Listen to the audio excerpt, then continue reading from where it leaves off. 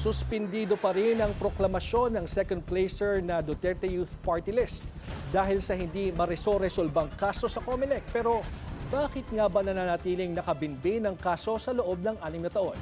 Alamin sa Agenda Weekend Report ni Joash Malimban.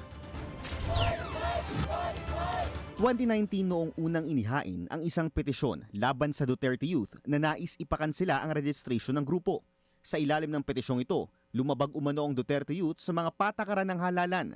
Noong May 2018 kasi, nagsumiti umano ang grupo ng isang unverified petition na naglalayong i-accredit ang Duterte Youth bilang isang sectoral organization na nagre-representa ng youth and young professionals. Agad itong ibinasura ng COMELEC 2nd Division dahil sa insufficiency in form and substance. January 2019 nang tanggapin ng COMELEC Anbank ang kanilang motion for reconsideration at pinayagan silang mag-register. Ang argumento sa petisyon laban sa Duterte Youth, nilaktawan ng COMELEC ang dalawang importanteng hakbang bago ito i-approve. Una, ang pagbabalik ng desisyon sa 2nd Division para muling dinggin ang petisyon. Ikalawa, sufficient publication o ang paglilimbag ng desisyon ng COMELEC sa at least 2 national newspapers in general circulation. Ayon sa petitioners, Duterte Youth lamang ang nag-iisang party list group na napagkalooban ng registration kahit na hindi dumaan sa tamang proseso. Ang mga paratang na ito, mariing pinabulaanan ni Duterte Youth Chairman Ronald Cardema na pauna na ring dinisqualify ng COMELEC noong 2019 bilang nominee ng grupo dahil sa pagiging overaged. Babalikan ko to si Atty. Marañon. Wala naman talaga yan eh. Siya lang ang sabi niya, hindi naman kami mare-register kung hindi kami nagsubmit ng necessary requirements. Hindi naman isang tao lang ang pumipirma niyan.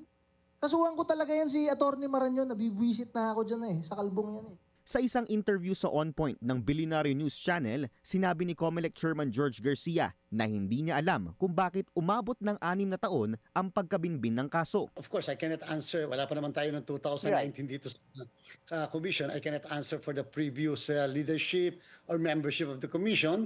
Siguro nga po dahil nandito tayo ngayon, sana man po ma-appreciate yung fact that we are now trying to resolve kahit na mga pending cases several years ago. Paliwanag ni Garcia, oras na para resolbahin ang petisyon laban sa Duterte Youth, lalo na't posibleng mas maging komplikado raw ang kaso kung patatagalin pa ito.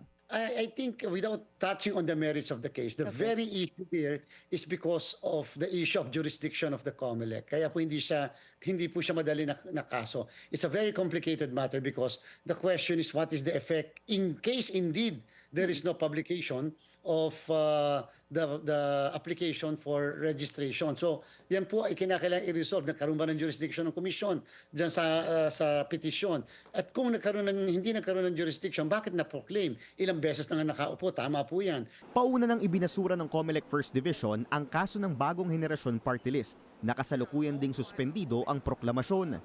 Bagamat hindi pa maipoproklama habang bukas pa ang motion for reconsideration window, sinabi ni Garcia na re-resolbahin nila ang mga kaso sa national positions bago ang assumption of office sa June 30.